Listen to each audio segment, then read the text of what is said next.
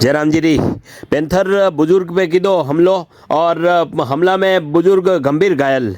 मैं आपने बताऊं कि यह घटना है जोर गांव री जटे की 87 वर्षीय बुजुर्ग जगरूप जी की हमेशा की तरह 8 बजे खेत पे गया है और बटे अचानक छिपने बैठे लगे पैंथर हमलो कर दी दो और जगरूप जी की रे पूरा शरीर पे लहू लुहान हालत में ने खेत में गिर गया और वरना बाद में ने बेटा किशन जी कीर खेत में पहुंचा जटे की वरना पिताजी ने तड़पता लगा देखा वरना बाद में ने दूसरा भाई बालू जी कीर और सोहन जी कीर ने सूचना दी दी। 3 जना मिलने आर के हॉस्पिटल अड़ा ने पहुंचाया और डॉक्टर बताया कि सिर पैंथर सिर पीठ और शरीर आगे रा काफ़ी हिस्सा पे गहरा घाव कर दिया। प्राथमिक उपचार बाद में गंभीर हालत में बुजुर्ग ने उदयपुर रेफर कर दिया गया है।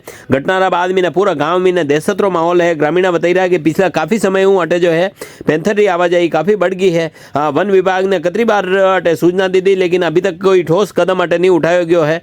पिंजरो लगाई पैंथर ने जल्द जल्द पकड़वारी ग्रामीण मांग की है।